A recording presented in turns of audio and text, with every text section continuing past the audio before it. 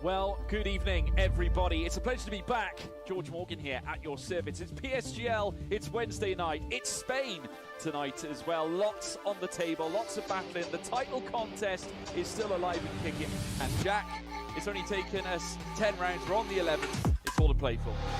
Boromant goes on the inside and takes the lead on the final lap of the race. Now it's side by side between Boromant and Warner, but Boromant's got the inside. A guest star here in this phenomenal race. Cameron Dowd looking to take P2 in his very first PSGL F1 PC race. Incredible to say the least. You see that Putin to lead. 1.5 seconds. DRS is the name. When Formula One last raced in Portugal, it did so at the Estoril circuit back in 1996, which is located just near Lisbon. Welcome along to the 7th round of PSGL PSF1 as we head to the Algarve International Circuit for the Portuguese Grand Prix, which hosted a Formula 1 race back in 2020. Let's have a look at the track. The track is 4.653 kilometres, 2.891 miles, and it has 15 turns, 6 to the left, 9 to the right, and 2 DRS zones. A lot of elevation changes, and there's a lot of corners where you'll literally go up and down side to side like a roller coaster. But before we head to the main race action, let's have a quick look at a hot lap.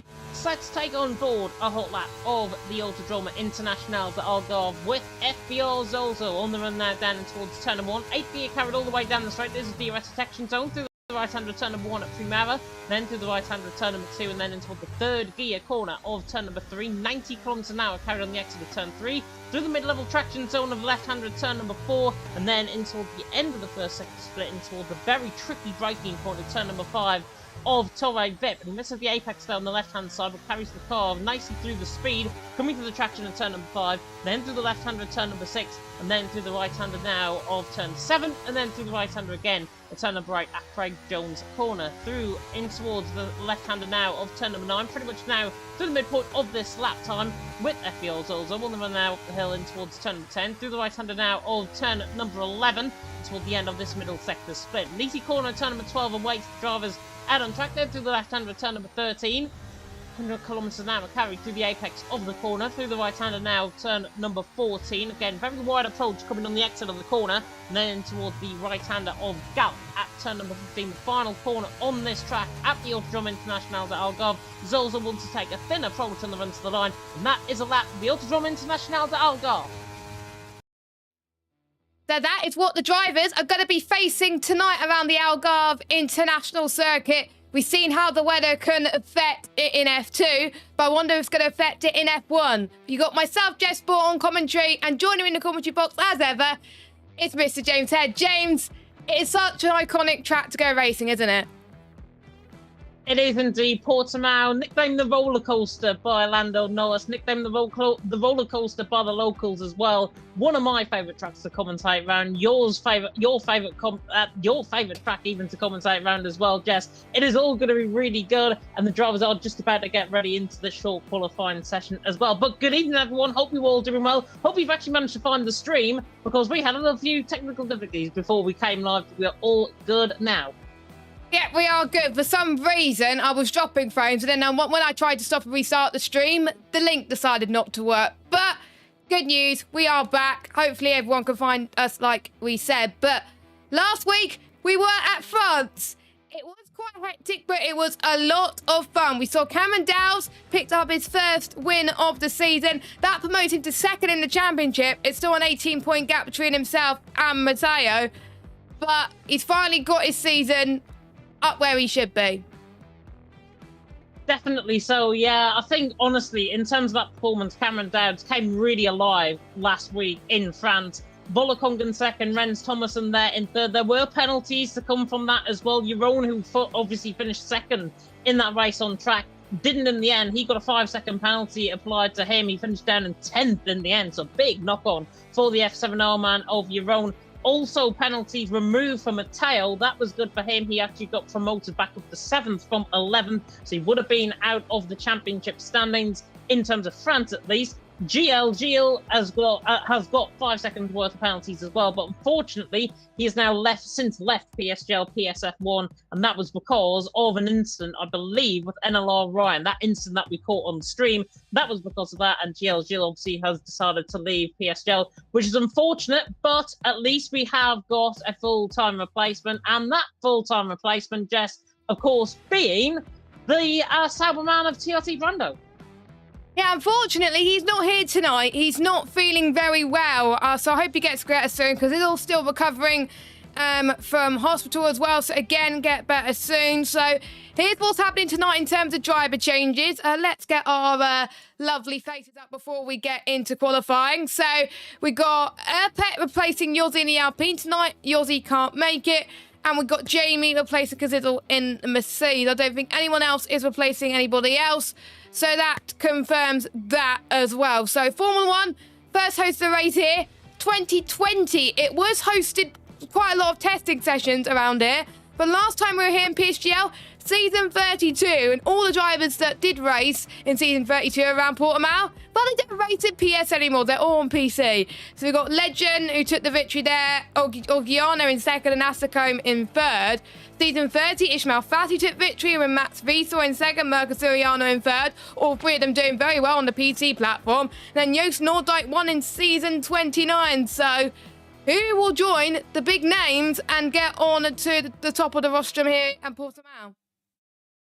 Well, it could be the man who did top the timings in PSGL PSF3 back in the day, in Cameron Dowd. He's the first man out on track, actually, coming through the right-hander of turn number 11, a 50.6 in the middle sector. If you're wondering why I said that, he got disqualified from that race. On his first ever race in PSGL, got disqualified. I was on commentary that day, so I know fine well what he went through that day. As he now comes through the right-hander at turn number 14, then through the right-hander at turn number 15 at Galp. As I said in my hot lap around here, basically a blind press coming through turn 15, very thin line on the run to the line. The 1:15.3 to start off the night, which I believe, Jess, is already quicker than F4 Paul earlier on.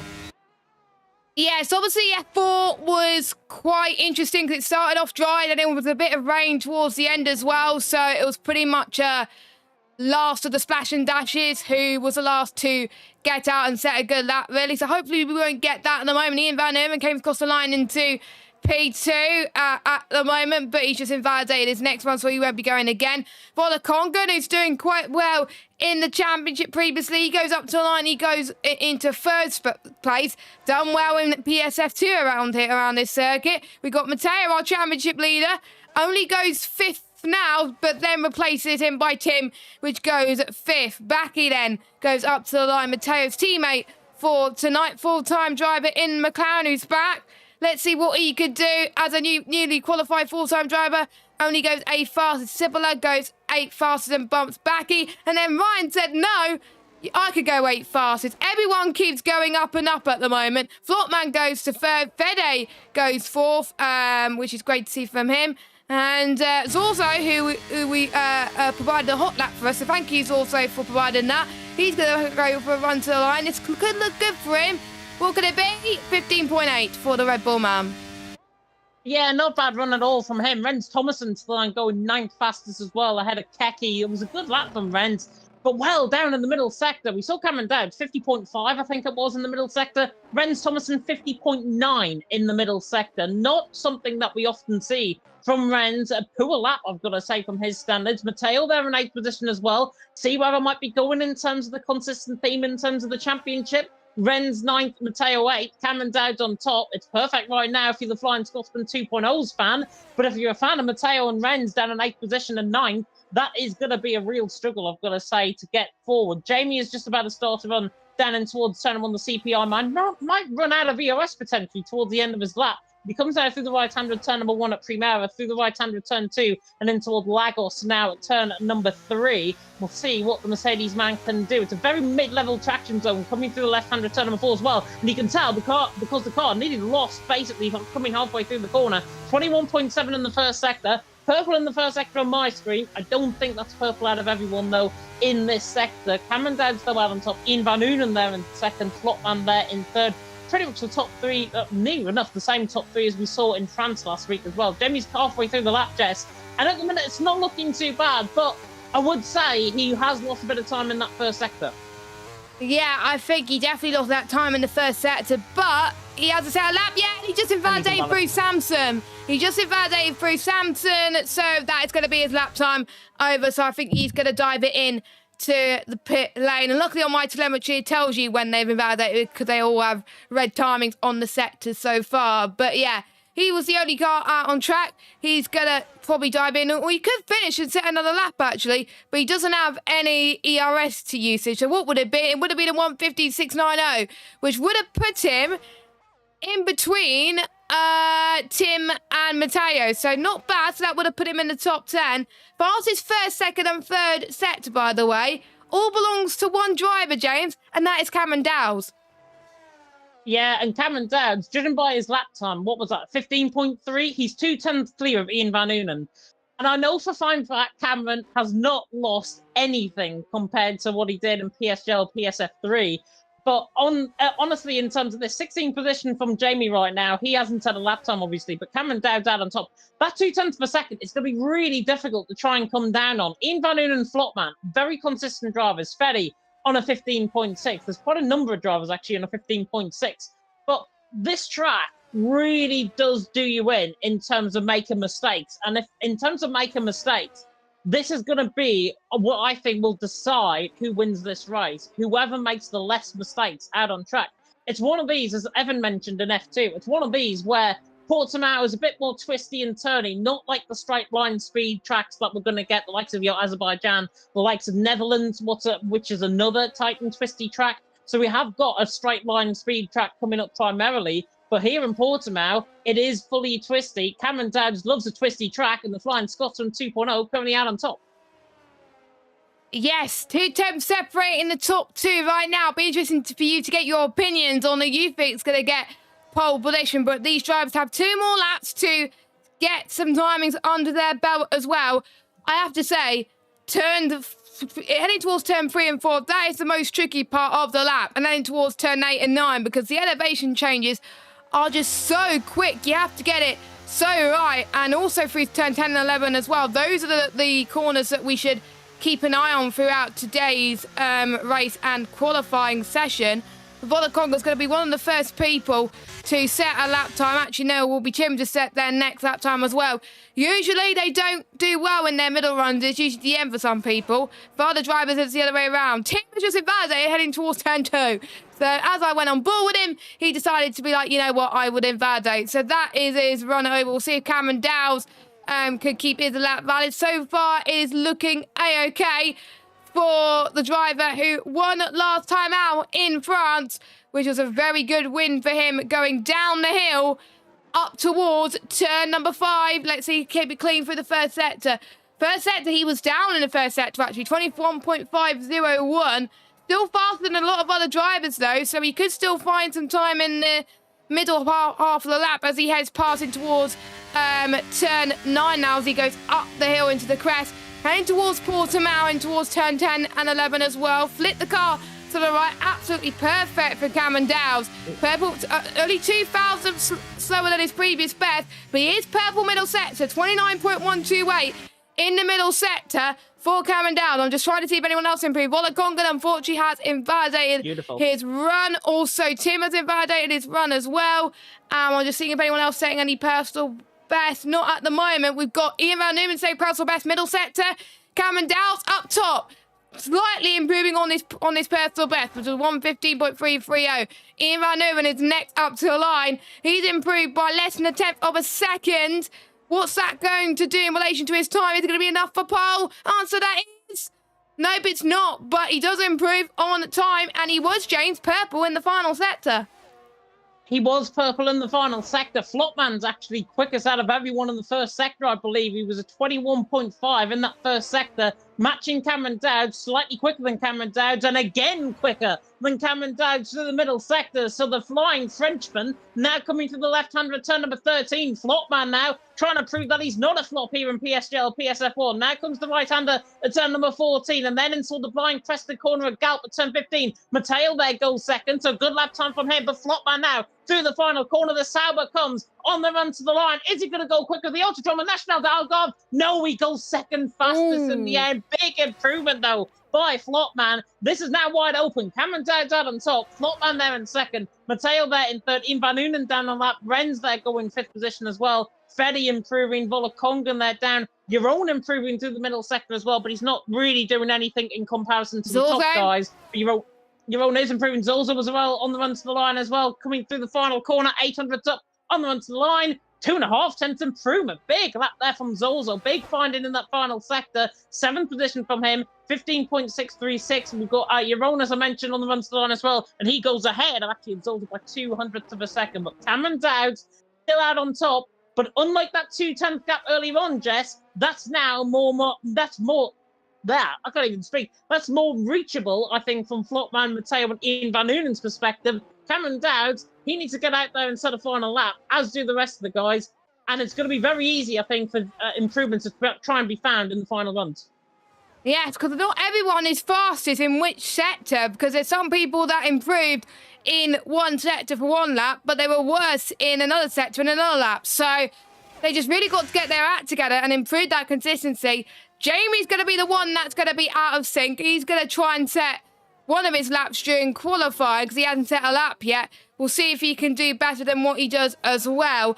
This is the part where it could cause a bit of oversteer through that line crest and then downhill and towards Toy in turn 5.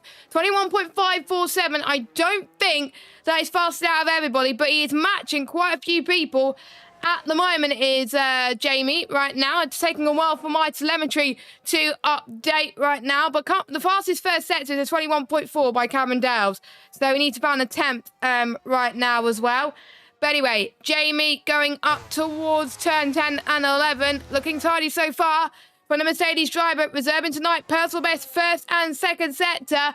Matching the guys near the top. I'm expecting around about top 5 for Jamie. But you never know, I could jinx him and he could prove me wrong and he could probably be near the top 10. But here comes Jamie up the roller coaster section, down and up again. The elevation is quick and fast. You blink and you miss it, says Jamie, up to the line, and he goes fifth fastest. Very good lap time and matching in most sectors, actually. He was actually purple in the first set. Actually, no, he wasn't purple first sector. It was Cameron Dowell still. It just took a while to update. I think it was purple in the final sector, judging by that. It was a really good lap by Jamie. In the end, I didn't have a reaction on camera there, and you probably wouldn't have seen me on camera anyways, Jess, but I honestly thought that lap was really scrappy from Jamie. Coming through that first sector, he had a moment coming in towards turn number 3 where he just locked up the brakes. That sent the car in a little bit of a wrong direction compared to where we wanted it to go, and that was right into the corner. So I think if he improves through turn 3, turn 4, and then in towards Torre Vipit turn number 5, Jamie's going to be right there. He's a contender for pole. Definitely do not discount him out on that lap time. And as I say, he nearly spins the car coming through turn number 11 on his down lap. Then in fifth position, 15.427. Not looking too bad at all. He is definitely a contender for pole position, just if he can sort that first sector out. Yes, the first sector is where he really needs to shine, I think, out of anybody. He only needs to gain about a 10th or so. That's it. And it would be enough to try and claim pole position. So let's put it into perspective here. Top 4 separated by less than a tenth. Top 2 separated by 3 100ths. Top 3 separated by 4 100ths. Then we got from 6th down to, I would say, 7th, less than 2 tenths. From 8th down to 10th is about 3 tenths. And then down to 15th is around about 6 tenths of a second. This is not F1 sim racing, but this is PSF1. And we wasn't expecting it to be this close. But you can tell a lot of people really do like this track. I can't call who's going to get pole position here, as Volakonga is going to be the first person to set a lap. Let's hope he doesn't invalidate this time. A lot of people going out now. They're leaving it a bit late, but we will see what they can do in general. And we thought we were going to get away with the illegal blocking this week, but turns out we're going to have the lobby restart. F2 and F4 got away with it, but unfortunately for F1, that means we're going to have to talk for donkeys. But that's fine. We've got this in the bag, haven't we, James? But Volakonga's about to start his lap. He is about to start his lap as the. It's only Flopman. It's always Flopman, I think, with the blocking. But down towards turn 1, Volakongan goes wide, and that's his lap already done. He was so far deep into the apex through turn number 1. He has already backed off his run. I think the next driver to come across the line is going to be. Is it Cameron Dowd? Cameron Dowd. Cameron Dowd. He really does want the airtime, doesn't he? Yes. If you like the Scotsman coming through the final corner on the run to line, 15.330. Now, I want to see if this first sector is in comparison to what Jamie was doing in the first sector, because Jamie made that mistake, cost him a tenth of a second. Cameron Dowd was fastest in the first sector. Oh, and he's just invalidated, actually, going on to his final run. I think he's still got time potentially to go for another run. I'm just going to see when the yellow flags come off on the top left-hand corner. I think he's got enough time to go for another run. He is really pushing on this one. He's 300 up through that first sector. That's all I'm saying through the first sector. He has got time for another run, but I think with his ERS, 60%, he is really wanting to try and set a delta. Yeah, I think so as well. But you want to save a bit more ERS than that if you want to get another run in. But there's one man who I think can try and challenge at the moment. Watch out for Flopman and watch out for Renz. Both of them on a lap right now. And we'll see how much their lap times are in comparison to Cameron Dowd's. 21.551 in the first sector. Still not quite enough to meet Cameron Dowd's for Renz. And Flopman has invalidated on his run then at 21.6. And Ian Van Erven has also invalidated too. I believe, yep, he invalidated, I think, way early in the lap. I think it must have been the invalidated final corner. And he got this and next lap invalidated. So that is very cool from the game. But let's watch Renz at the moment. Anyone else improving on their lap? Again, it's taking a while to update. Watch out for the man in P12. Ryan looking very good on his lap. Personal best first and second sector. But let's watch Renz as he goes up to the line. Is it going to be enough to beat Cameron Downs? The answer to that is no. But it's a big improvement. He's purple in the final sector, I believe. And he goes third fastest. Anyone else on the run? Ryan comes across the line in 5th. Flopman, like I was saying, has invalidated. He's not going to get a run in. Jerome has invalidated too. Quite common for all the drivers to invalidate here as well. We got one of the McLarens, I believe, is either Baki or Matteo. It is Matteo first, and it is Baki. So let's ride on board with Matteo. Matteo, guess what? He has invalidated as Baki goes up to the line. Luckily, he's got a valid lap, so we'll see if he's going to do enough to beat the top guys. Is it going to be 1:15.8, 13th, so not quite enough for the top 10. Zorzo, had a bit of a spin, I think, it's into the final few corners. Not ideal for him. We got, I think, Keke on a lap time. He's improving by about 2 tenths, James. I'll let you carry on. He is 0.2 of a second coming to the final corner. He's the only one out there, I think, actually on the lap time right now, as Keke, the Ferrari man, comes through the final corner on the run to the line. And in the end, only goes 14th ahead of Nuther. Nuther down in 15th. Sapala is done in terms of a lap time.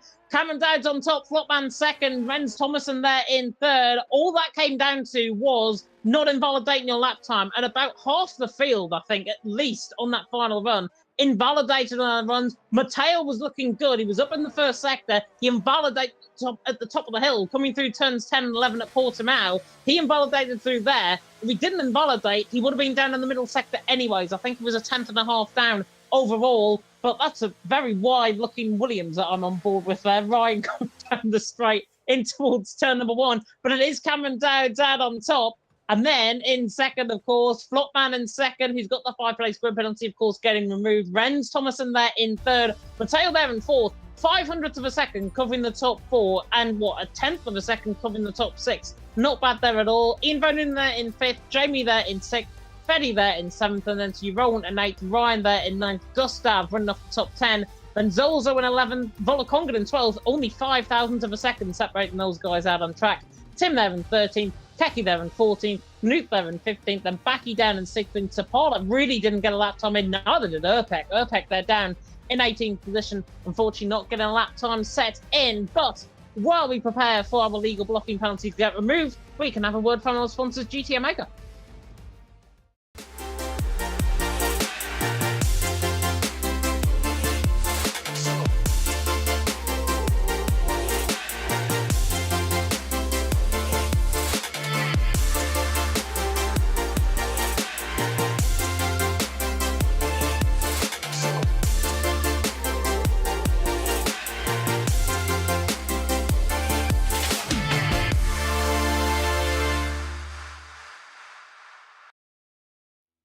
Welcome back to PSGL PSF1, and we can confirm we have got a lobby restart due to the illegal blocking, so hopefully we should get underway very, very shortly. Cameron Dowles, we thought he was going to miss out on his pole position, but the gods have spoken, and the lap that he set at the middle part of qualifying was enough to secure him pole position. He probably would have got a 15-2 if he didn't invalidate, so it just goes to show you got to hook up your lap as early as you can, like you were saying.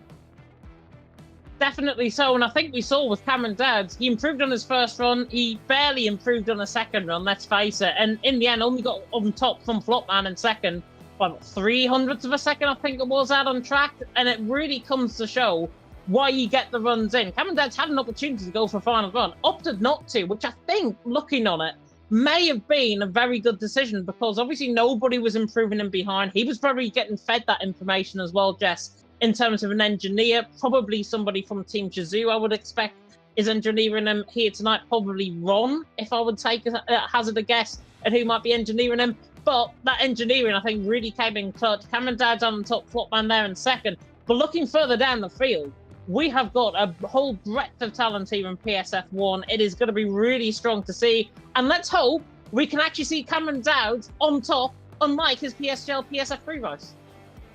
Yes, for the race where he ended up getting disqualified there as well. That's one thing I forgot to tell our social media manager, some facts about the PSF1 grid.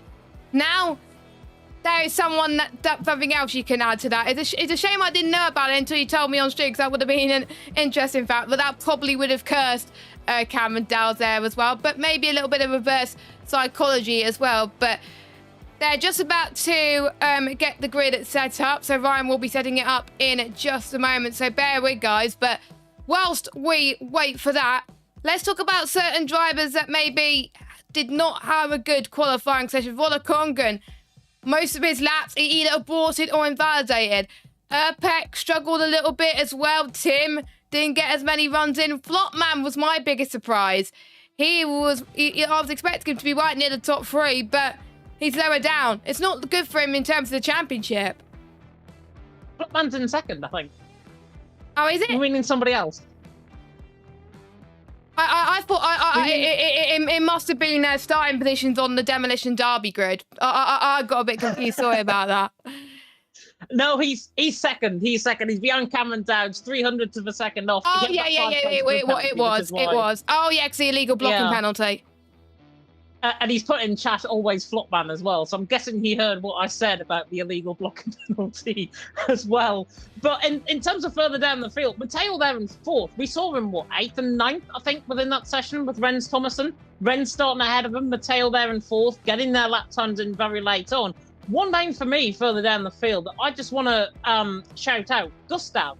Down in P10, he only had one attempt to get a lap time in. That attempt put him 10th fastest, 3/10 of a second off Cameron Dowds. Not bad. It was a really good run by Gustav, but he had ended up invalidating his previous run. So it's going to be the case of if buts and maybes and absolutes for Gustav. He might have expected him not to invalidate the runs.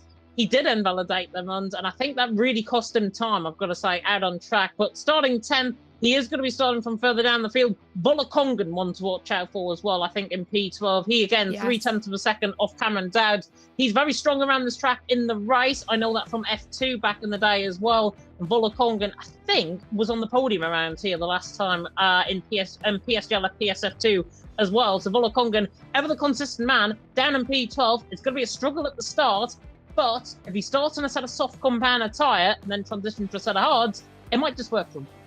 Yeah, we're going to see, I think, quite a few mixture of strategies here tonight, with the softs to the hards or hards to softs being a bit more of a possibility. We could see some safety cars as well. The hards can last beyond the halfway stage of the race if they wanted to, or if they don't like the softs, they could pit early for a set of hards. They could get to the end of the race. 5 to 6% wear per lap is the soft tyres. That's what they got to bear in mind. 4%. I would say roughly for the hards, and then about 5.5 for the medium compounder tyres. The drivers have been told to ready up, so we should be getting underway very, very shortly, James. We shall be indeed, and I have just put in the chat as well on YouTube, and indeed, you guys on Twitch, we're not forgetting about you either as well. Let us know who you think is going to get in top of this race. I am going to go immediately because I feel very confident about this. I am going Rens Thomason for the win. I've picked up Cameron Dowd saying he's going to get his race win in PSGL. I think there's just going to be something that happens in the race. I think Rens from third, ever the position you want to be in is third around this track. I think Rens for the win. You're going Rens. Now, I was thinking Cameron, but every time I predict Cameron, he has a shocker. So, I think Flopman, he was so close to Cameron Dowd. He's going to get a nice potential turn in towards turn 2 to turn 4. Maybe you can go and get in the move there. You do not want to be the one in P1 towards the final lap if you're that close. So I think Flopman is going to get the win with Cameron Dowd in second. We got a few predictions in the chat. Yannick saying Ren's easy win. Jav saying Volakonga from P12. Well, you never know. He's done well in this track in the past, so you know he could prove us wrong in that respect as well. Be interesting to hear more of your predictions. But final plug for our sponsor before we get going. First of all, our partner Sim Racing Centre, where that provides setups, strategies, and coaching sessions from two-time esports champion Brendan Lee and lots of other esports drivers who do well in this game. So if you want to check out that, link in the description, you can get 10% off all of that using the code PSGL. And our title sponsor, PSGL, we're sat in these chairs. They're absolutely comfy. 5% off all GT Mega products using the code PSGL at checkout.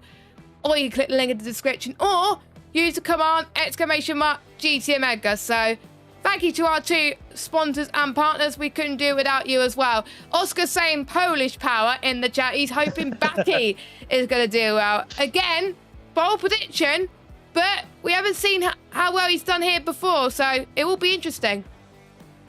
To be honest, I'm really glad, actually, you didn't read out Jav's other comments saying you should have stuck James on track for an April Fool's. I mean, I got fourth in the PSGL Commentators Cup. If you want me on track against these guys, I could easily run against these guys if you want. But then again, I faced Jav in a league race recently, and I nearly hit him off the track, so I don't want that. No, well, to be fair, James, these guys could run no assists. And can you run no assists? No. There you That's go. Why I belong with Evan Dalton and F14. Well, the thing that Evan's got over us, he's a PSGL champion. We're not. The closest you got was obviously P4 in the Commentators Cup. But, yeah. But an update on the weather, guys.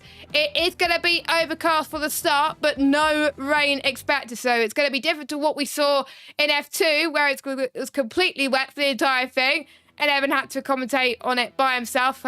Respect to Evan for doing that, so I don't think I would have managed. But it still looked like it was a great race. So I'm expecting a good race in PSF1 as well. And I'm seeing, actually, just as I glance to the left-hand side of my screen, a set of soft compounder tyres actually selected in the Red Bull garage. So I wonder if Zolzo potentially is going to go for a set of soft compounder tyres. Here we go, though. 5 relights about a go here for PSGL, PSF1. It is round 7 of the championship in Portugal, and it's lights out and away we go. And Cameron Dowd gets a very good start. There's already an incident further down the field. Don't think Baki has actually got off the start. Teki had a collision with him through turn number 1. We go. Cameron Dowd's lead. Ren's there in second, already ahead of him, and he's on that set of soft compounder tyre, so already going to try make that now. Look on the back of Cameron Dowd in towards turn number 4, then in through the left-hander of turn number 4, down the hill and towards turn number 5, and Ren's is already on the back of him. He's storming on the back of him, down and towards Torre Vip, turn number 5. Rens Thomason leads the way here in Portugal. Cameron Dowd's there in second, Flopman there in third. It is 3 wide in the background. Vola Kongan, Sapala, Urpek, Zolzal, Nuth and Tim with 3 wide in pairs going through the corner, and they're still 3 wide in the background. Rens there leads the way though. Cameron Dowd's in second, Flopman there in third. We come through the roller coaster second for the first time as Zolzal was in strife coming through turn 8 at Samsung. There's lots of action happening at the moment, and the reason why Rens had such good getaway is he started on the soft compounder tyres, is the tyre that he started on. Cameron Dowd starting on the mediums. Only 3 people started on the soft compounder tyres. That was obviously Rens, and that was Jeroen and Urpek, I think it was, as well. Everyone else opts for the mediums. No one on the hards. So, not surprised, to be honest, but I thought more people would go on the hards because it's more durable to start with, but I think that strongly suggests that maybe it's not a good race tyre to start on in terms of high fuel, and I could speak about that with experience. So 5/10 of a gap separating between Rennes and Cameron Dowles. You've got the tyres on your screen now, so you guys can see what others are being on. Baki and Keke, unfortunately, they're going into the pit lane. They've once we had trouble at the restart as Sibylard gets past Noof for 11 plays in towards turn number 4. Yaron past Ian in towards Torway Vit, turn number 5. Easy does it as well. He gets past Volakongan and Noob going side by side. Let hold on. I'm just trying to ride on board with them. We've got Urpek as well. Urpek's giving it absolute welly right now on track as he heads towards turn number 8. Now Ibe is up into P13. KK now on a Seb Saucy, just pitted onto Baki onto a Seb Meme. So a poor start for them, but we'll see what everyone else can do. And again, Jamie really unstable in terms of the car, actually. Ian Van Noonen got caught in the inside curb through turn number 4. That's why he rolls through and he's into 4th. Ian Van Noonen there down into 5th. But Jamie's right on the back of Matteo. Matteo is looking slow. Can I say that? I think he's looking slow here in Portugal. The championship leader coming into tonight, he's got, what, a 20-point advantage, roughly? He said he was struggling. He said he was struggling in the on social media, and look at Jamie. He's keeping with him very easily indeed, running down the straight. Now, Jamie's got 50% of ERS down in towards turn number 1. Mateo's got 49, so they're pretty much level on an even playing field right now. And if I was in Jamie's shoes, I'd try and force Mateo into a bit of a mistake. The championship leader's there for the taking. Jamie may as well use that confidence to good effect, and do you know what? He's going to use it right now, down in towards turn number 5. Torre Vip, is he going to go for the late breaker down on the inside? No, he's not. He remains in behind. Mateo there in 2nd, but Jamie there in 7th. And Jamie, I think, just using it as a bit of a probe on the back of Mateo. Yep, he is. I have to say, I've been very impressed in terms of Jamie at the moment, but that's going to allow the likes of Fede and Ryan to potentially close in on this train. Last week I said Ryan was doing well and he got involved in an incident, but right now he's looking good to be getting at some point so far. Sibylla and Tim side by side in towards turn 11, I think it was, and he got the move done very nicely through Portimao. So that was the job done. DRS is enabled. There are 2 DRS zones, one at the start, finish straight, and then we got the one heading towards in the middle of turn 4 in towards Torrevit. Those are the 2 DRS zones we've got to keep an eye on today. So the first one is coming up right now. And the closest, Jamie on Mateo. Look at this, Mateo is struggling, isn't he? Jamie's going to launch for a move in towards turn number 1. He's thinking about going right, but Mateo covers off to the left. So Jamie's not going to go for it just yet. I think the easier move for him will be towards turn number 5. Anyone else looking closer? It's all so tight between 1st and 14th position. Cameron Dowles, I think, just saving a bit of tyre life for now, but I know Jamie's going to push, so we'll see what Jamie can do. He drops off the back a bit of Mateo. Fede, could he get past Jamie towards Torre Vip? No, he can't, not on a moment, but Gustav has something to say about getting involved in battles. He's passed Noof up to 14th. Yeah, I know Noof was saying, actually, with his battles, let's just pull up with GL last week, that he would not get in anybody's way. He feels like he's out of place. Well, he's not out of place. He's there in 15th position, and he's there with Gustav. And Gustav, I think, is going to be a friend rather than a foe. They're both in the same esports team. They can work together to an extent. They might be in the same party with each other as well, so they can do that. But Noof is definitely belonging in a position here. I mean, he's ever the stalwart on PSGL. He's there down in 15. I hate to see drivers letting drivers through much easier than that. I think Noof can have a bit of a fight, actually, with these guys and really put on a show as Rennes leads the way. What I was going to come on to, actually, was about Rennes. He hasn't escaped out of the DRS range. Normally, when you see races around this track, sometimes you see drivers escaping 3-4 seconds up the road. Rennes is only 4/10 up the road. So Cameron Dowd is sticking him easily within DRS range. Flopman following through, your own following through. There's a big old DRS train all the way down to 13th. And speaking of 13th, here's Urpek to the inside line, in towards turn number 3 on the back of Volakongan, trying to get the job done through Lagos. Now through the left-hander turn number 4. This eye's up down the corner for Torre Vip. Volakongan wide on the exit. Urpek now, the Italian stallion on the run down in towards turn number 5 at Torre Vip. Volakongan nearly goes into the back of the Ferrari, just about avoids that, and Volakongan gets the better exit. Urpek was deep on the brakes, and Volakongan manages to move back through. He stays there in 12th position. Urpek again probing like what Jamie was doing earlier on. Jamie's still on the back of Mateo, but actually, speaking of which, Jess, Mateo's nearly outside of DRS range to Jamie, so this could cause a big split within the mid-pack of the field. Yep, these drivers have got to get a move on, of course, and the air temperature at the moment is 24 degrees, track temperature 33 degrees, so the air temperature not ideal for them, but the track temperature is getting a bit hotter and hotter, obviously, as it gets more sunnier, but I think it's going to stay overcast for the rest of it, so it'll be trickier than what they would have practiced on in clear, dry conditions. It will be, I think, harder for the drivers to manage their tyre temperatures, so we will keep an eye on that as well. Apparently, Matteo has got damage. That's why he was struggling on the likes of Jamie.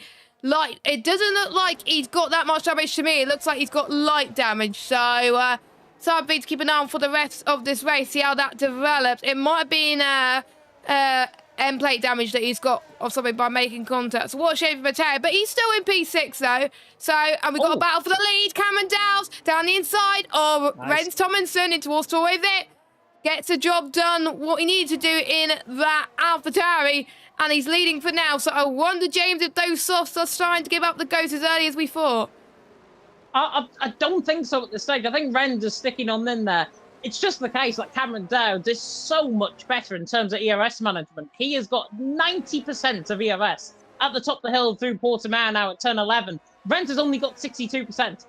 30% around this track is criminal to give away. And Cameron Dowd, as I've said so many times, I think, this season, he's very good in terms of his ERS and tyre management. And that's what he said last week in his interview, his race-winning interview. He was very good, very much looking forward to this race. And you can tell he's coming in clutch. I mean, not coming in clutch for me in terms of prediction at the minute, but here comes Flopman, speaking of which, on the back of Ren's of my prediction, down in towards turn number one, the Frenchman even on the inside line, on the Dutchman in towards turn number one, easy as you like. Flopman through, he's into second. Renz tries to get the switchback out of one, in towards turns 2 and 3. Can't. Ian Van Noonen back into fourth as well on your own. And that split has now happened, actually, from Ian Van Noonen all the way down the field. He's outside of DRS range. He can stay within Renz if he's got lower wings, but it is going to be a struggle.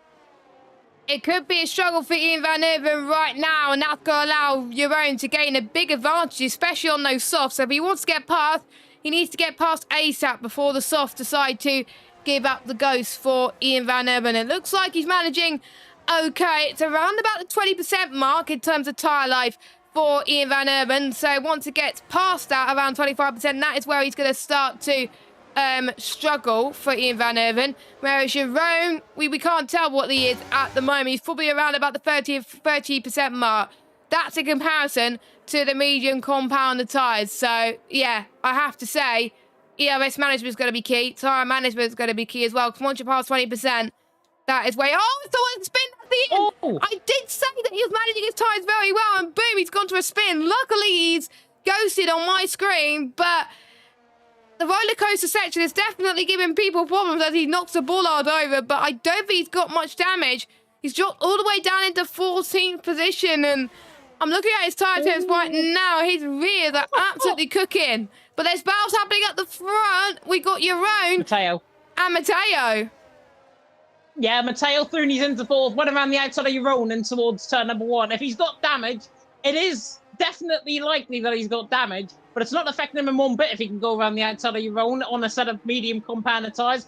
Beautiful stuff by the championship leader, and he stays now within touch of Renz, Flopman and Cameron Dowd. And that 2-second gap is only going to grow stronger. It is only going to grow longer and longer between Renz and Matteo. So what Matteo's going to have to do now is treat everyone behind as if they're essential snails, I've got to be honest. Jeroen and Jamie, 5th and 6th position. Matteo's just going to hold them up. He's going to park the bus, basically, is what I'm trying to say. He's on the back of Renz. You can see coming through the corners, it's not that too bad. Coming through the right-handed corners, it's not too bad. But it's the left-handed corners where he's feeling that effect. So that seems to me as if he's got left side end plate damage rather than right side. But then again, coming through turn 14 and 15, he's managing to stay within 2 seconds of Renz. So that damage is affecting him in a sense, but it's not affecting him too bad, as Jamie's now on the back of Jeroen, down in towards turn number one. Is he going to look for the move, the Mercedes man, on the back of the Aston Martin, in towards turn number one. Jamie, who has been taking this race very consummately so far, to the inside line. Jeroen getting blocked in on the outside. Jamie hangs on to the inside, to be fair to Jeroen. Still hangs on around the outside. Jamie tries to get the apex first. Not quite. Jeroen through and he's into fifth. Good battle, that.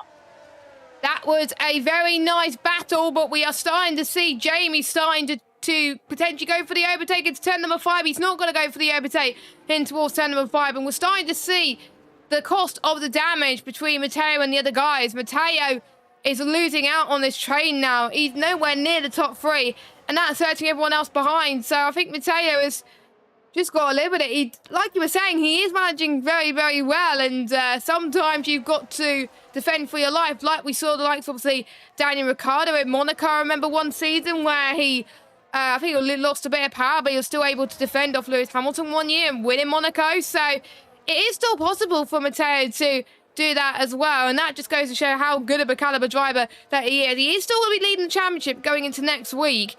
So, but he just doesn't want the gap to come down that fast, because otherwise he could get into some bit of trouble. Meanwhile, Cameron Dow's still holding off the DRS between himself and Flopman. Meanwhile, Ren's still within DRS of Flopman, but obviously we've got to keep an eye on the ERS. Ren's managing the ERS absolutely perfect. He wants to make sure he has enough ERS for later on in the stint, but potentially when he pits. The midfield is going to get interesting though.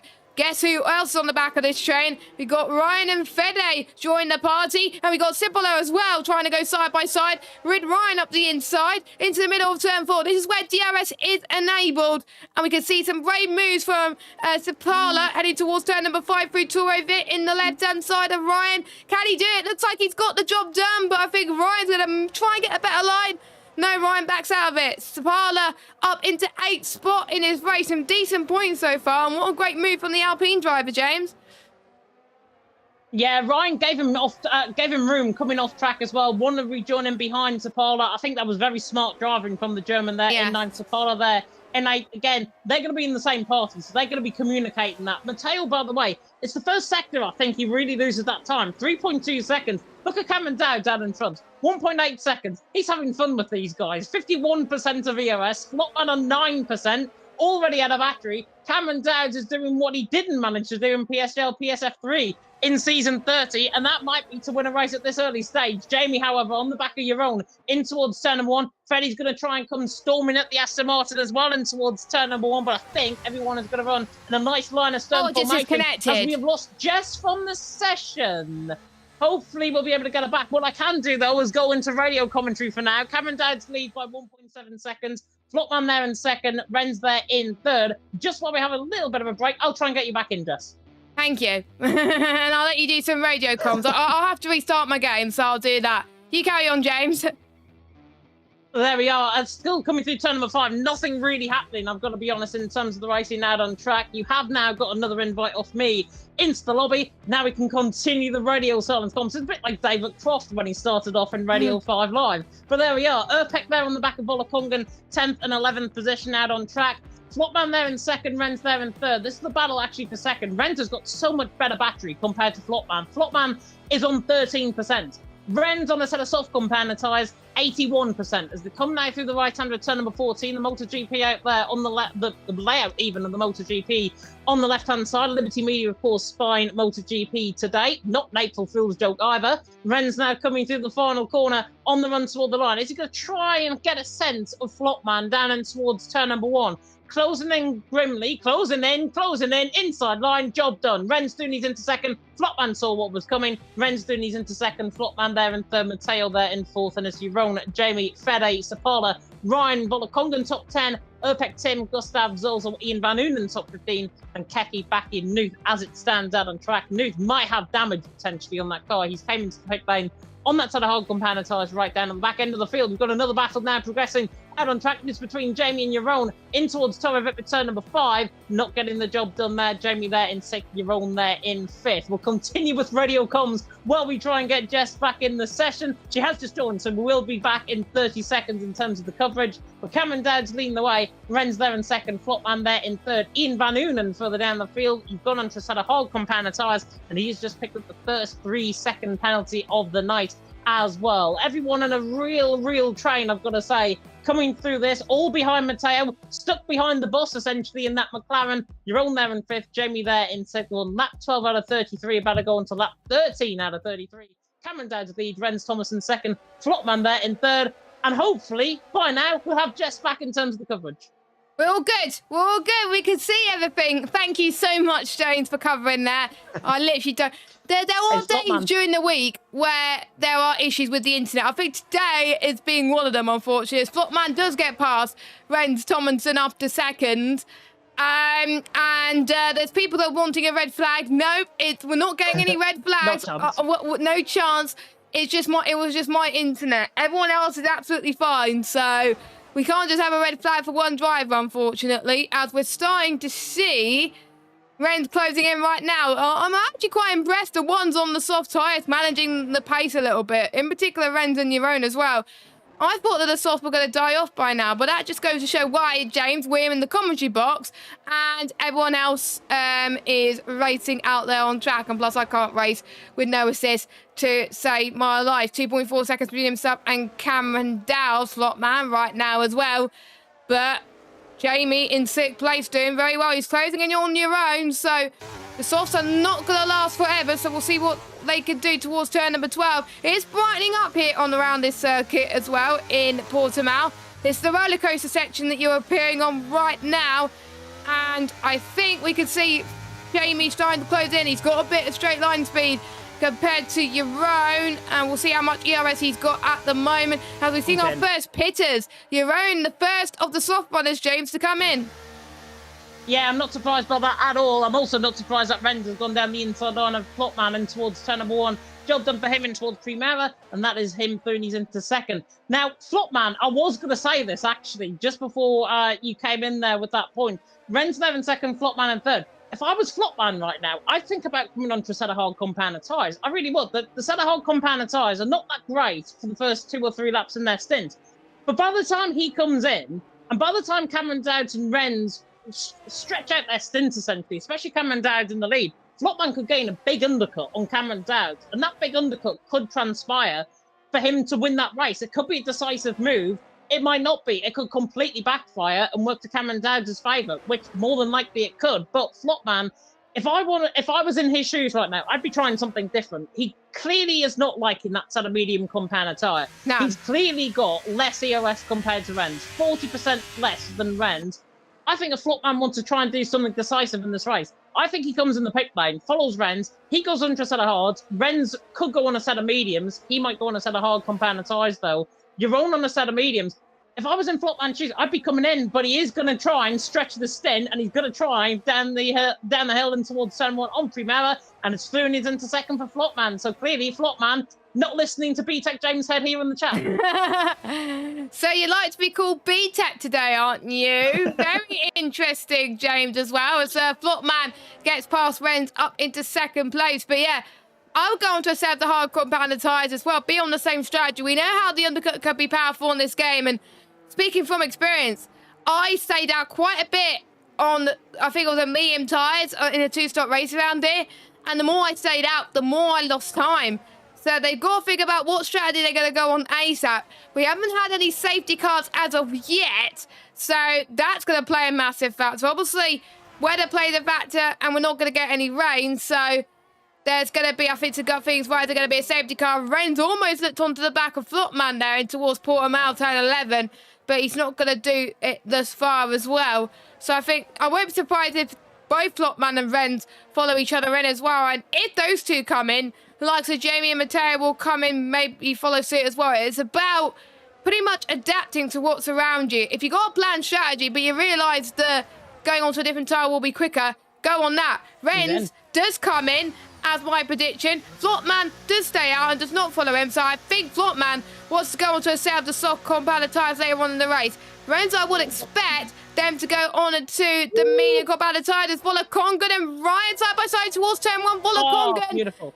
Nicely timed from him through turn 2, and he's up into 7th place. We've got Erpet that's in as well. I think Ryan is not going to give this one up, so let's watch on the back of him. He's got around about 30% ERS, and I don't think he's going to do enough to get past Vola Congan. Nope, he is not so far. Bit of a lock-up in turn 5 and 2 over it. Look at that DRS train from P4 all the way up into P8. And by the way, Jamie is ahead of Matteo at the moment, so he's going to try and chase down the top 2. These guys have got to manage their tyres now if they want to get the soft work, because otherwise it's going to be impossible. But never say never. We've seen the likes of Yaron get those softs around about 14 laps. So if he could do it, any of these guys could do it. And speaking of Yaron, coming in nicely onto my point, he's ahead of Renz Thomason out on track. That 2-lap undercut, so important around the track. Now, Yaron, 25% of EOS. He's in the same predicament of what Flopman was. when he was on that set of medium compound tyres. Flopman obviously can't go mediums. It's impossible. You can't do that because you get disqualified at the end of the race. I think personally he should have went for a set of hards, but obviously he's holding out, like Cameron Dowd, for a set of soft compound tyres. Yes, they're going to be quicker, but if they ride off at about a 6% rate, is what I've got in our notes, they're going to struggle to get to the end of the race. Quite frankly, Jeroen managed it. It's probably around about 65%, I would say, from his perspective. And if that's towards the end of the race, they're going to be absolutely shot. As Matteo, looking on the inside line of Jamie and towards turn number 5, forces Jamie very late on the brakes there, makes a slight mistake, but Jamie still remains in third. Matteo there in fourth, Freddy there in fifth. The drivers ahead have got to go on a set of soft compound tyres. I'm just slightly surprised that Flopman didn't try to do something decisive, because I think for 2 laps there, he could have potentially got an undercut on Cameron Dowd. Judging by the gap now and judging by Jeroen and him nearly running that wide coming through turn number 11 as well, judging by where Jeroen and Renz are, they're going to work together. Flopman is in trouble, and Flopman is going to be behind Renz and Jeroen when he decides to come in the pit lane. No other question about it. Yeah, indeed. And I think at this stage, that is where we're going to see the real pecking order as well. And it's going to come to whether you want track position or whether you want to fight for it. And I know they want some clear air as well. So it's going to be interesting. As soon as one person follows suit, everyone else is going to be like a chain reaction. But Matteo's going to fight Jamie once again down the inside towards turn number 1. That's one piece of the pudding done for Matteo. A lot better for him so far, but I wonder if he's going to come in and repair his front wing. We've got Sapala again and fighting with Fede towards turn number 4. Couldn't quite do it on this occasion, but he's going to try and go once again. Downhill towards turn number 5. Ian is out of the race. Ian's out of the race, and we've got a safety car, James. That has neutralised the field, and that is bad news if you just pitted, but good news for P1 to 11 because you get a free pit stop. It is good as well because I think the set of softs can get to the end of the race now as well. So it's a perfect time actually for Flopman. He's been saved in this race. Gotta feel sorry for Renz and Jeroen. Yeah. Renz down the field is what? Behind Cameron Dowd's 32.3 seconds is the gap between Renz and Cameron Dowd's under the safety car. The pit stop around here, if I'm not mistaken, is about 27 seconds, I think, on average. Maybe about 28 seconds, something like that. It is going to be, unfortunately, into pit lane. Ian actually mentioning, because that was a very weird part of the track that he crashed in at. He was going into the pit lane, and my AI drove into the pit wall. So that's why we've got that safety car. Ian Van Unen. The lesson I think learned there is don't go into AI. Never trust an AI on this game. You're still responsible for your own actions. And unfortunately, Ian Van Unen has just found that out the hard way. Unfortunately, Matteo saved. Sapala's actually just got overtook Jamie into the pit lane. So Sapala's into 4th. Jamie there in 5th. I think Ryan and Gustav have just done the same thing there as well. But everyone into the pit lane. Everyone will be coming on a Red Bull tyre. Renz and Jeroen, if they are staying out, they're coming through the final corner. If they get Renz on softs, they got to. They got to. Because everyone else is going to be on softs. If they stay on mediums, they're going to get absolutely swamped. And they're going to get past. So if you have, everyone should have a set of softs that they haven't used in qualifying, so they can use that. So everyone is going out on softs. KK. Oh, Sapala and what's happened to Sapala and Jamie were inside of each other. Sorry. Yeah, they were inside of each other. Now. That was weird. I didn't catch it on stream because it was a very weird thought. Now, only one that is not on the softs is Urpek. He's on mediums. And Kake's going to go on some fresh softs now, but interesting for Urpet that he's opting for durability rather than pure speed at this point. He hasn't got another set of soft compounder tyres because he started on that set of soft compounder tyres at the start of the race. So that's why he's had to transition onto a set of medium compounder tyres. In the whole grand scheme of things, it's not going to look too bad when drivers are going to be wearing out their tyres towards the end and the mediums are going to be the quicker tyre. We saw with Cameron Dowd, as Dean Van Unen that leads the session, we saw with Cameron Dowd how good he was on that set of medium compounder tyres and how Renz and Flopman got into their own battle and then ended up having Cameron Dowd 4 seconds up the road, I think it was, before the safety car came out. That, honestly, around this track, if Urpek can stay on the back of Renz, he's in with a fighting chance. The tyres will come to him towards the end of the race.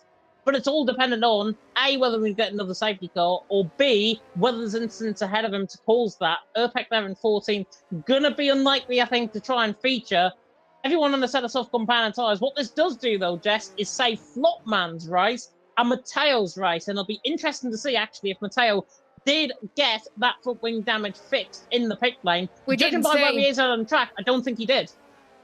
Or he might have realised, oh, actually, it wasn't worth repairing that damage. Or maybe, because one thing you need to do on this game is, if you have green front wing damage, if you have anything less than, I would say, orange or yellow, what's happened there? I'm just watching what's happened. Ian Van Unen has sent in a video on Discord. And he is into the safety car. He's perfectly within track limits. He's gone into AI coming into the pit lane. And that is why that's why you shouldn't go AI. Don't go AI at any point. Yeah. Right on AI, and then he's hit the pit wall. His AI has just drove him straight left into the pit wall. Nothing you can do about it, but stewards will argue he was in control of his car and he's responsible for his own actions. I forgot I let you was going to say at this point, but let's run through your order then from 1st down to 17th. So Cameron Dow's pretty much been leading this race from lights to flag, with a few changes up the front for the first few laps.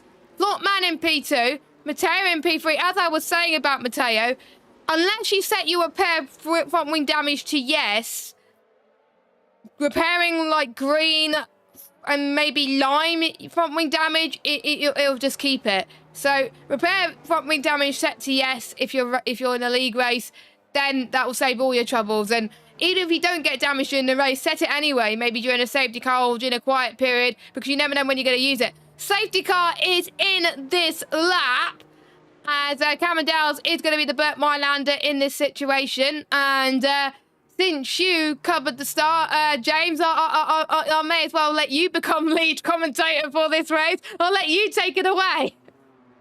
Yeah, Cameron Dowd's taking it very slow, coming through the right-hander now of turn number 14.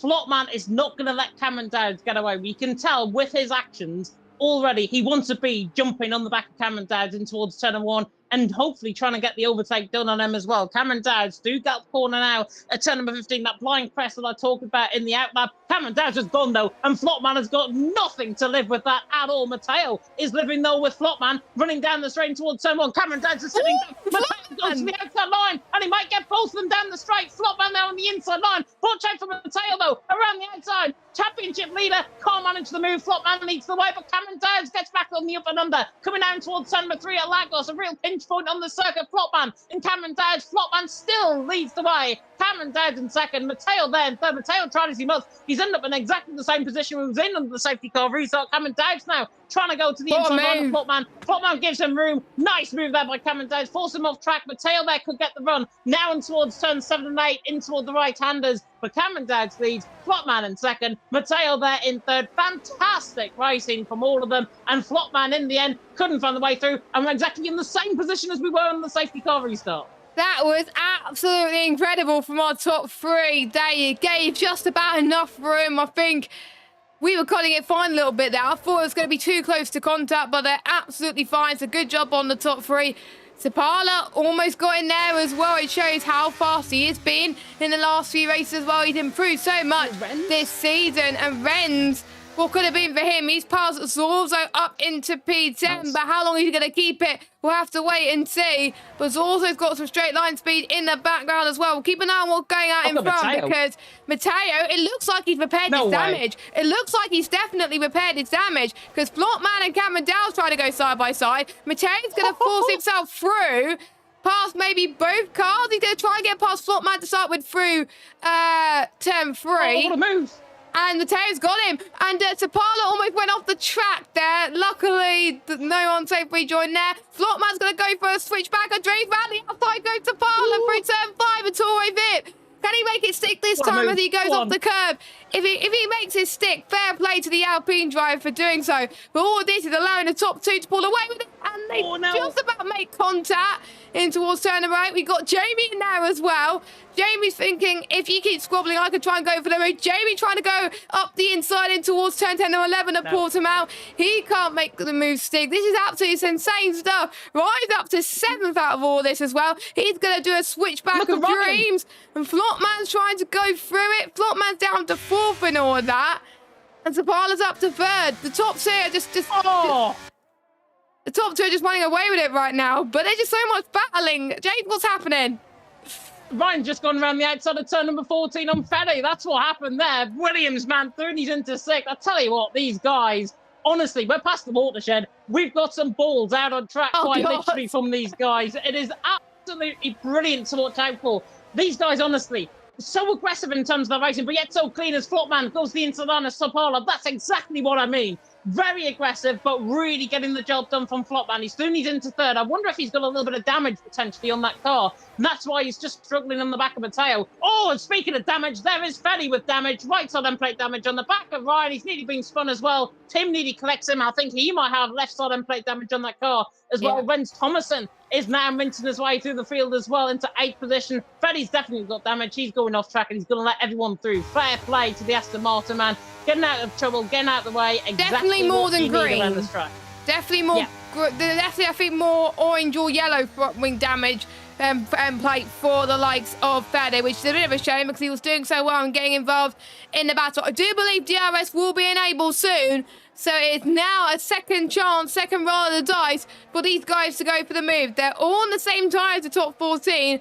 There's going to be a common thread for all of them. We've got Cameron Albertao, Flopman, Sapala, top 4. Jamie Ryan, your top 6. Tim and Renz, top 7 and 8. And also your own. Round up your point scorers for now. Here comes Matteo. Is he going to try and go for it towards turn 1 this time? Nope, he's going to be very, very patient indeed. Renzo, he's right on the back of Tim. He can't do so at the moment. So let's jump back to the top 2. I think we're going to keep an eye on Matteo's ERS. He's around about, I would say, 40-30% mark. We can see whether it's, I think Matteo's got more of a downforce type of car. Just look at how he's closing on the corners, but on the straights, Cameron Dowd is just pulling away. Cameron Dowd is definitely running lower wings than Matteo, it looks like. He's running lower wings, and he's running a lot more ERS. Simple as that. Cameron Dowd, there's nothing really that needs to be more said, I think, about his performance. He's pulling away. So far. He is pulling away. He's 8.5 tenths clear. Matteo, remember, he hasn't got that damage replaced. He's still got that left side end plate damage from earlier on in the race. That light green damage that he's got, as Nicolo reported there in the chat. Matteo there in 2nd. Now he's beginning to tell the difference. This is the difference now between a driver that wants to try and escape out of DRS and a driver that's got damage, and you can tell which one is which. Cameron Dowd's leading the way. Matteo in 2nd. Matteo is doing a fantastic job, don't get me wrong, with that damage. He's pulling away from Flopman. Flopman there in 3rd. His over-aggressiveness might just be costing him in terms of the tyres. Jamie, however, though, is the man to watch out for, I think, in this race. He's there in 5th position. Did a really good lap in terms of qualifying. Volokongan through on Gustav down in towards turn 1, gets the job done on him. Jamie's the man to watch out for. Flopman, you know where he's going to go. He's going to come back into the clutches of Sapala. Jamie there in 5th is going to come forward into the clutches of Sapala, and they're all going to get caught in a 3-wide battle. The front two are going to escape away, and it's going to be them 3, I think, for the final point score, for the final podium position. Cameron Dowd leads. Matteo 2nd. Gap now out to a 2nd. Cameron Dowd has got 13% of EOS. Matteo's got 8%. Cameron Dowd manages EOS better. That's what's going to win them this race at this stage. Yes, at the moment, though, he's around about, I think, 7 or 6%. So he was pushing a little bit just to get out of ERS. So surely Matteo must know what Cameron Dowd's ERS is like if someone is jeffing him. You know, he must be telling him, look, Cameron is running low on ERS. You try and save on ERS so you have more advantage on him. But he's hardly got much ERS himself. So that's going to benefit the likes of Sapala, the likes of Jamie behind as well. That could close in quite a bit as well. But Matteo's dropped off of DRS of Matteo. So he literally got multiple battles happening in a space of a few corners. It's absolutely insane. Jamie, I believe, is going to take advantage on Sapala into towards turn number 1. But nobody's going to be very, very patient at the moment. Noob and Gustav having a battle in the back, only for 15th place, mine. But still, there is a battle going out on track. Not long to go until this race. If you haven't already, make sure you leave a like and subscribe. And hit that bell if you are new. And someone has asked in the chat, how on earth is Flopman getting gapped by Matteo with damage?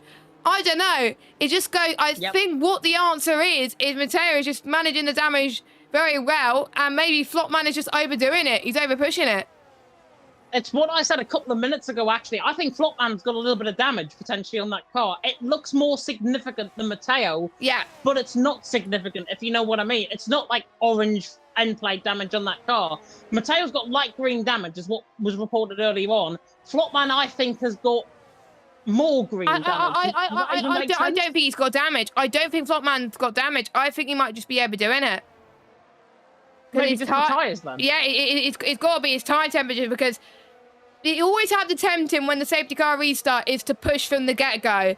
But you can't really do that lap after lap, because that's when he really starts to struggle. And then suddenly you're like, oops, your ERS is just dying, and you're going to be on the cusp of like Sapala and Jamie. So I think it's just the tyres. But we might be wrong. That's why we are in the comms box as well. But Bender thinks it's a skill issue. Interesting. But it is bound to be at the tyres as well. But at the end of the day as well, Jav thinks Cameron is just pulling away from them with or without damage, and saying enough with the excuses. Good stuff though, goes into the pits. We know he's got damage. He's going to go for a set of soft, James. He is for a set of soft compound tyre. He needs a safety car to get into this race, as does Fetty, I think, further down the field. He's there, I think, going to be having their own private battle for 16th position. Unfortunately, no point scoring position for 16th, and Fetty there getting ahead of Gustav coming out the pit lane. But yeah, coming back to Jav's point, actually, it's what I said earlier on about Cameron Dowd. I think, as I've said, the last couple of races that I've seen from Cameron Dowd, he has just got so much better in terms of ERS management and time management than the rest of the field. And yeah, Matteo might have damage. It's light green damage. There's no excuse. Cameron Dowd is just quicker than Matteo here out on track, full stop. He is just so much better around this track. It's very similar, actually, to that PSGL PSF3 race that we had with Cameron Dowd, his debut race in PSGL PSF3 in season 30, where he gapped the field to, I think, about 5.5 seconds before the line, and then ended up getting disqualified because I think something happened in qualifying, and he got disqualified because of it. But Cameron Dowd, here tonight, he's not getting disqualified. He's a full-time driver now in PSF1. Definitely not going to be back on PSF3 anytime soon. Matteo there in second. Very good driver, Matteo. Championship leader. It's up to the championship, though, Jess, because Cameron Dowd is gaining points on Matteo. Yeah, but because Matteo is in second position, Cameron is not going to be gaining that much. I think only like a few points he's going to gain on. So Matteo's still going to have a comfortable move, comfortable gap between the top two. So bring it on over the last 4 rounds. But after this, we've got 4 more weeks of action. We've got Baku next week. God forbid. We've got Netherlands after that on the 15th of April. Then we've got Brazil. Then we're going to finish off at Austin, Texas. Those will be the final 4 rounds after Portimao. And by April 29th, we will then find out who will be the PSF1 champion. It is a short season, which means certain drivers don't have long at all to get into the championship fight. I'm sorry, some drivers are already out of the championship fight because we don't have long to go until the end of the season. But for certain drivers, this is their last chance to really put themselves on the front foot and still be within the likes of Cameron Dowd and Matteo in this championship. So we'll see what we can do. Lap 29 of 33 then. 2.3 seconds is the gap. I think we're not going to see some moves and potentially until the penultimate few laps. I think there's a few patient drivers who don't want to take too many risks too soon. Jav saying in the chat, basically no one is overtaken until the final round. Nobody's overtaken until the final couple of laps, is what Jess has just said there as well. And I totally agree with that. But I'm looking on board with Sapala. Jamie there in 5th as well. These guys, I think, need to get a move on. Flopman looks weak in front of him. Flopman, if he's got damage, which I believe he has, it might be just the case where he hasn't got the pace. If he's got damage, he is going to be struggling throughout the entirety of this race, as is Matteo. Sapala and Jamie are there, potentially for Flopman and Matteo for the taking. So if them two can really get on the back of Flopman, put Flopman under pressure, down in towards turn number 1. Perfect time to do it. Coming through turn number 1. and then force him out wide. He makes that mistake, and then Sapala slips through on the inside. That's what I'm hoping for. Sapala's got more ERS than Flopman, about 16% more. That's going to come in clutch towards the end. But look at the straight line speed compared to them. Sapala closing in now on Flopman in towards turn 1. Not going to be a move this time around, but there is the probe from Sapala. Next time around, I guarantee you, Sapala will grow impatient and he'll go for the moves.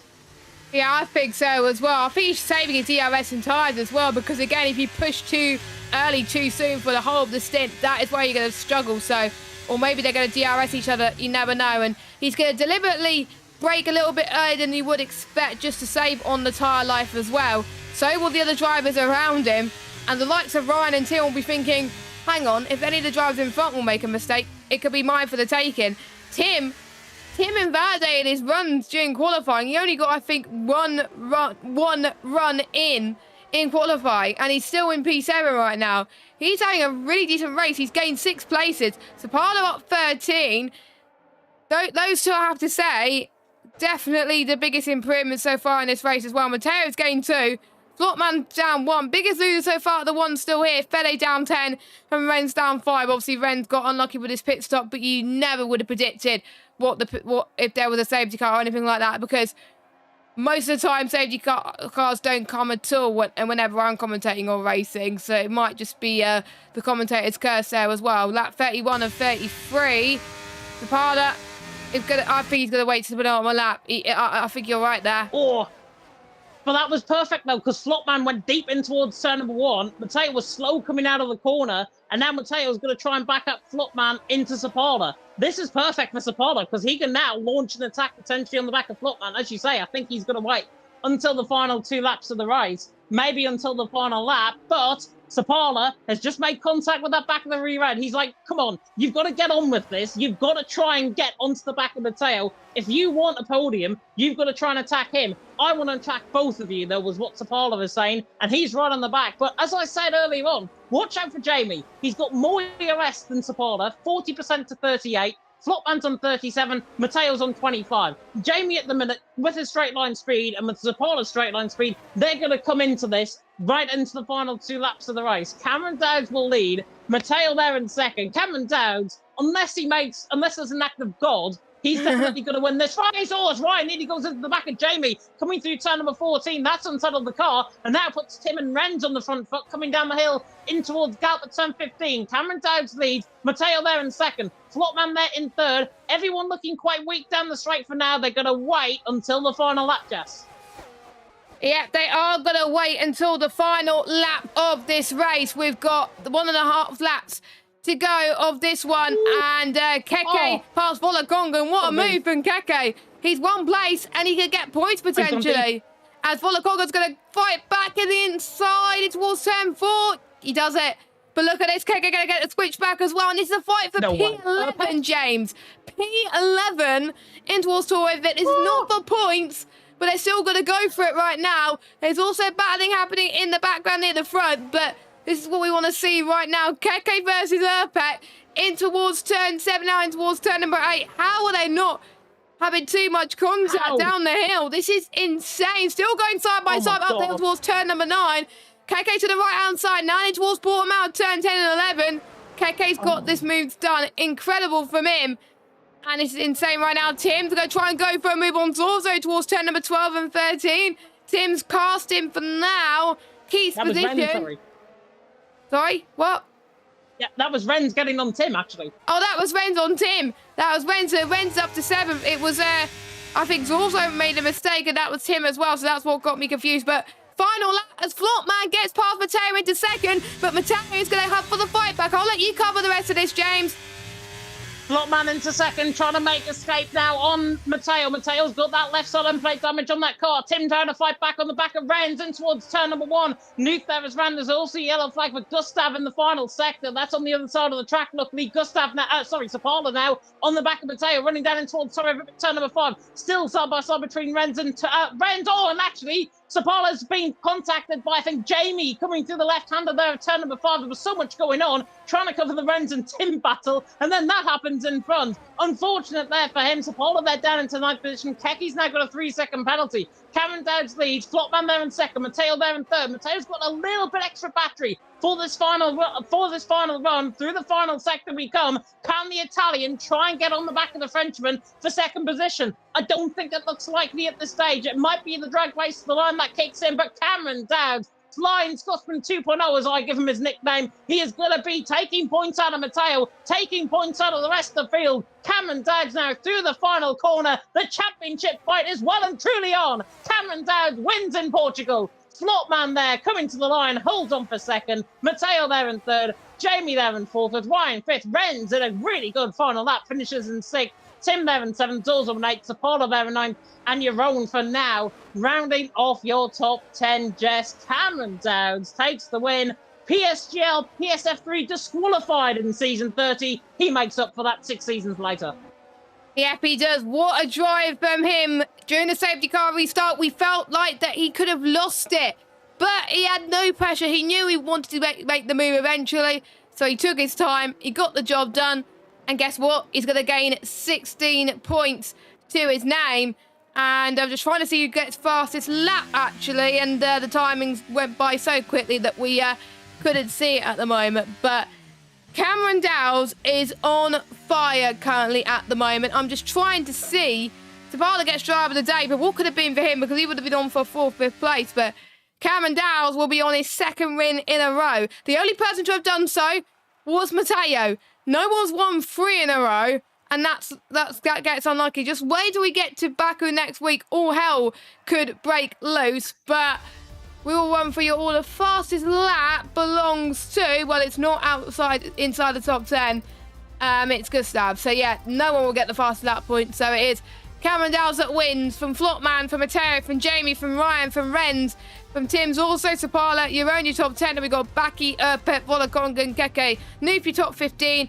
Fede, Gustav, your top 17, and your only retirement is Ian Van Urban, who retired in the pit lane by the AI. But what a race, James. Portugal did not disappoint. We had some technical issues. We got through it, but it was worth the wait, wasn't it?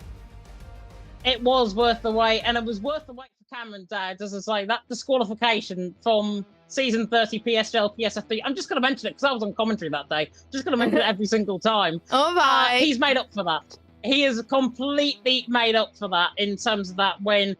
Again, ERS and tyre management were the 2 things that won him that race. Matteo's saying there in the Discord as well. We're going to get all 3 interviewees, by the way, into the chat very soon. But Matteo actually mentioning, Gigi's just caught on another planet today, caught me napping, and that was it. So Matteo knows where Cameron Dowds is really strong at, very strong in terms of his pace. And in the end, Cameron Dowds takes the race win. And when you're ready, Jess, I'd like to bring them in. Over to you, James. Fantastic stuff. Let's hope, first of all, they're not on PS5 and we can get them in for their interviews. So we will bring in the 3 right now. And, Flopman looks like he's on PlayStation. And Matteo's in, luckily. So we have got at least 2 of them. But we can speak to the man who finished in P1 in the end. It is Mr. Cameron Dowd. And Cameron, 6 seconds that way, 6 seasons even that wait for a win around here in Portugal. It's finally come. Yeah, I'm really happy. The qualifying, it was a really good banker.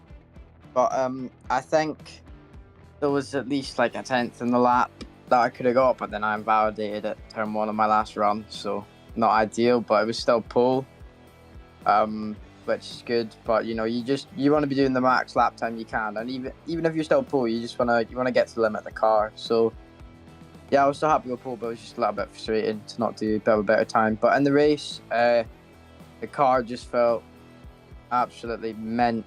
It was just so planted, and I can't even remember what happened or how I got out of the DRS, but it was quite nice. And then as soon as I got out of DRS, I just kind of drove off, and I thought it was going to be a simple race. And then the safety car came out, and I didn't really know what was going to happen after the restart, because they was just burning, and I did not want to use my ERS because it's so hard to regain here. So I just kind of let back, and then luckily they kind of battled into turn 1, and then I was able to get back up in second. And then at turn 3 or 4, I got back into first again, and then after that it was just kind of gradually kind of get away, and then eventually the moment came when Matteo got in front of Flopman, and he had lower battery, and I had like 90, and I think he was on 40, and then I just knew it was my moment to just use up the battery, get the DRS, and then just control it from there.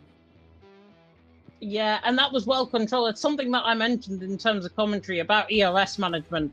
You seem to be so much better than everyone else on this field in terms of ERS management. I think I'm so on board with you, and compared to Matteo there had about 50%, I think it was, of ERS. You had 90%. Like, where on earth was our ERS regainment coming from? I think what it is, on the restart, I chose not to use, and then the Flotman and Matteo were using a lot of battery on the first 2 laps, battling, and then I just kind of sat back, and then I was able to, as I said, I was able to get back up into P1 because of them battling, and then I just didn't have to use my ERS, and then they just kept using, and I just didn't touch mine. So I think the reason it wouldn't have been that big usually, but it was just because they were battling, and then naturally P3 and P2 want to try and get up into P1, so they were just using the battery a little bit more than me. Yeah, and that was clearly because they weren't as quick as you around this track. Let's just face it, because you were really seriously impressive. Obviously, close of the championship fight. Matteo there finishing P3 tonight. Flopman P2. Close of that championship fight by 6 points overall. How are you feeling going into the final 4 races of the season, especially Baku next week? I'm feeling very good at the moment, especially just my league racing in general at the moment. It's going quite well for me, so hopefully I can just continue this streak. And then Baku, I hate it, but I'll do a bit of practice and we'll see what happens. And on that, actually, I've got an extra question for you before I hand it over to Jess. Obviously, you were on PC before you transferred back over to console. Are you liking it more on console than you were on PC? Definitely. On PC, it was just a case of I think I fell out of love with the game a little bit, just because I was playing it so much. I was on it every day for just so many hours, and it kind of sucked the enjoyment out of it a little bit. And then when I came back to console, it's just a little bit more. It's like, for me, it's the perfect level of like in between serious and casual, because you can still have that like little bit of fun, and then it's also serious in a way. So I'm definitely enjoying console a lot more at the moment, just because, instead of having to do 3 days of practice, you can just kind of hop on, do 2 or 3 hours, be on the pace, and then just have a race. Yeah, and obviously you don't want to be overstressing yourself as well in terms of that. But congratulations on the race win. Jess, any questions?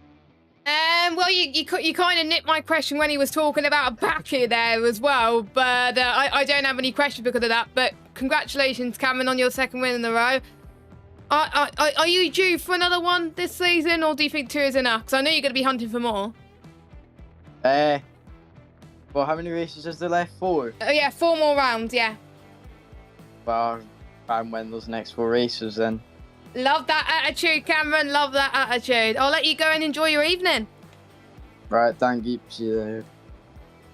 And because Flopman's having issues joining the commentary box, we'll do Matteo's interview first, and then we'll go to Flopman for his P2 interview, which I've already told him. But we can now hand it over to Matteo, who in the end finished P3 in that race. And Matteo, just to clear up on one point that was made in the chat, did you have front wing damage potentially on that car in that race? If he's here. I hope he is. You're on mute. Or he can hear us and he can't. Unless he's on PlayStation 2. Oh, no, it would show in the Discord call if he was. Oh, he might rejoin. Hang on.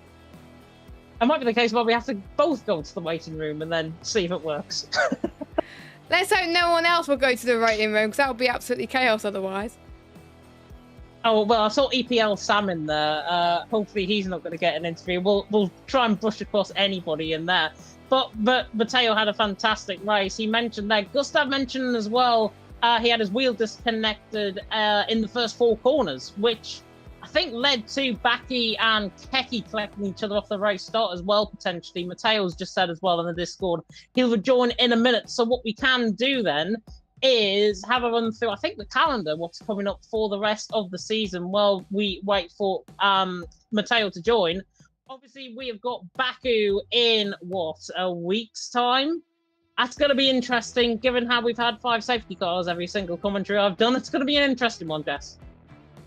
Well, I think every race I've commentated on, I think apart from one, most of them had like multiple safety cars, and there was, I think, one that I was one I involved with a couple of, I think about a month ago, where all the safety cars were done after lap 10, I think it was. So expect a lot of practice for this one. They're going to need it, and sometimes it may just come down to consistency rather than upright pay for some of these drivers. But there may be some drivers that love this track and just want to focus on pace, but consistency, definitely one of the key characteristics to do well at the track next week. Yeah, definitely. So, speaking of which, just actually looking on board with a bit of video footage that's just come in Discord, it was Gustav who had that wheel disconnect off the line, which I thought I saw it was Baki and Keki getting involved. Gustav couldn't launch off the line. The Ferraris then ran into the back. That was Keki. And Keki, unfortunately, Baki's hit him. So that's why both of them had to come in on that one. But, Jess, shall we go to the waiting room to try and interview the other two? Yes, hold on a second. I need to do multiple things at once, Mr. Head. Let's go to the waiting room, shall we? Let's join the waiting room and let's see. Oh, hear us now. We will speak then to the man who finished in P2 in the end in F7R, Flopman. And Flopman, in the end, P2 finished for you out on track. Must be delighted with another podium here in PSGL. Hola. Hello. Hello. Sorry for my English. I will try my best, but he's not good. That's okay. That is okay. Okay. Yeah, just coming on to what I said there. P2 finished for you out on track. Congratulations. Obviously, very, very hard fought for on Mateo. Talk us through it. Yeah, it was hard because I take the wrong setup at the start of the race, so it was very difficult to keep the car on track. I was lost the car every corner in the drop off, so it was very difficult to catch them. And anyway, Cameron was too fast for me. That's a really consistent theme, I think, what I've been seeing in the Discord chat as well. Cameron way too quick for you in the end, but obviously you had that safety car come out within that race. Was that a bit of a saving grace for you? Because I was saying in commentary, come in for a set of hard compound tyres and get an undercut. It's a good job you didn't. Yeah. But yeah, go on. I got nothing to say. Sorry. Okay. We will come across then to Jess. Any questions? Yeah, sure. Congratulations on another good result. You got Azerbaijan next week. What are your thoughts on it? Thank you. And I think the pace is good in Azerbaijan, so I will try my best. I will practice as much as I can, and we will see if we can get another podium, maybe a win. We will see. That's my questions, and we'll let you go and enjoy the rest of your evening. Congratulations, Flopman. Thanks. Thank you, and you too. And we can confirm, James, that our assumptions were correct. Mateo is on PS5. He is on PS5, which I think I have just seen him actually join on there, and he has now joined us within the interview room as well. Congratulations, Mateo. P3 for you, out on track. In the end, first of all, confirm to us what I said earlier on, which you didn't obviously hear. Were you having front wing damage on that car during that race? Good evening to all. I actually didn't have damage. I don't know who told that to you, but yeah, I think I've just had the damage in myself because I was just too slow today. Coming into this race, it's basically a 0.5 PB until 7 p.m. wasn't ideal, so qualifying was already really good. I thought Cameron wasn't that fast, to be honest. In the first stint, we just lost DRS because he unspun. and the train broke basically. There's no coming back from that. Safety car saved the race, or at least it was a good chance to save the race. Then good restart because I was nearly P1, but then yeah, I was in P2, a little bit less battery than Cameron. He caught me napping because he started using the battery once I noticed he was already at 8-9 tenths of gap, and he was obviously a little bit faster than everyone today basically, so there was nothing to do from then on, and that was it. Yeah, that was it. Writing on the wall, I think, is the best way to describe it in terms of your performance. It was Nicolo in the chat that mentioned that about you having damage. So I think somebody is going to get somebody's going to get a DM later on. Let's just put it that way. But congratulations though on that P3. In the end, that fight with you and Cameron, I was whetting my appetite again because I love to see you two battle out on track. I was whetting my appetite and thinking, yeah, this is going to happen. Mateo's looking quicker than Cameron Dowd's now all of a sudden. And then in the end, it just wasn't to be. And then Cameron just pulled away. And then that was the end of that. But honestly, your race was really, really good, I think, from your perspective. Just didn't have the legs on the day, I think, to live with Cameron. To be honest, I'm not really happy with the race today because I can't accept to be that much slower than a driver, even if it's a really quick one, like Cameron is. Because I want to win the championship and I just have to be on the same pace as everyone else if I want to do it. So yeah, not ideal to lose points in another race after France, where I lost quite a lot of points. But I gotta do damage limitation when I don't have the pace, even if it's not acceptable, and get the victories on the tracks where I feel confident. Yeah, definitely so. And hopefully that confidence will be gained, I think, going forward. You still hold the championship lead, which I think is really good.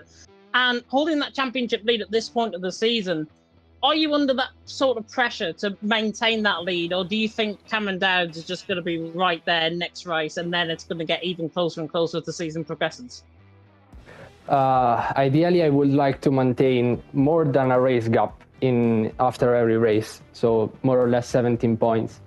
But this wasn't possible today, and I just have to not stumble under the pressure because I won the championship in F2 last season by doing great things also mentally, using the chances I got from my opponent not having the greatest races, and that's what Cameron will try to do, I think, with me.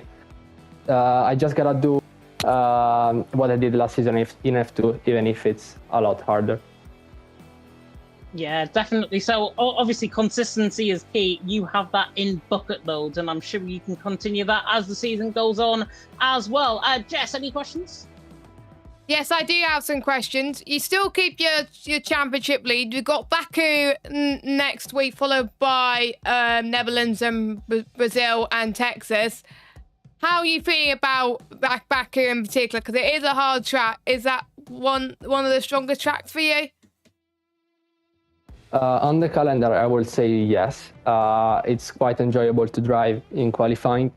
I don't really know what my pace is compared to others, but I know that the races can be really funny and enjoyable as well. So let's see what we can do and hopefully get back to winning ways in the next race.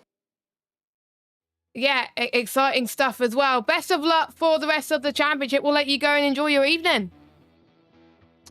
Thanks. Have a nice evening. You have a nice evening as well. We are about to wrap up the stream there as well. We did touch briefly about the calendar, so we don't need to talk about that much. But final 4 rounds, it's safe to say that the championship is nowhere near over. Championship is nowhere near over, and look, I'm going to say the Happy Gilmore phrase that's popped into my mind. If you thought that the going was going to get tough, the tough was going to get going, and if you thought the championship was over, it's only just beginning. And I think that is going to be the case here with Matteo, with Cameron Dowd, maybe with even other drivers like Flopman being consistent once again. This championship is only hotting up, and you've got the final 4 rounds of the season. We've got Baku, Netherlands, Brazil, and Texas to come up for the rest of the season. 4 brilliant tracks for racing. Not so much next week, but hopefully the racing will still be good. And hopefully the drivers will really impress us and impress potential F1 esports teams that are watching on, in terms of maybe even that move into PC for the new game. Yeah, exactly, because there could be a development opportunity for next season. You never know. So the F1 sim racing teams will be keeping an eye on these drivers as well. We are going to wrap things up. Thank you guys so much for watching. Hopefully you bared with us in terms of the technical issues, but it was worth the wait because we had some fantastic action. Final plug of our sponsors. Make sure you check out our title sponsor, GT Omega. 5% off all GT Omega products by using the code PSGL at checkout. You can also use the same code at checkout for our partner Sim Racing Centre. You can get 10% off setup, strategies and coaching sessions. And we've got loads of other streams going on as well. Wednesday is going to be the rerun of Imola for the E-Series. So the rerun Imola race is going to happen then. Hopefully no problems there coming up as well. Thursday we've got the likes of Azerbaijan for the PC tiers from F2 to F5. PTF1 has been and gone. That's why the rerun of E-Series is on Wednesday. Then we've got the next round of the E-Series on Friday. It's all confusing, but you get through. I can't remember what the next round after that. You could check socials anyway. Make sure you like and subscribe. Hit that bell if you are new. Follow us on Twitter at PremierSimGL. Same at Instagram as well. But for myself and James, have a good evening. We'll leave you with our sponsors, Sim Racing Centre and GT Omega. Take care, everyone. Bye-bye.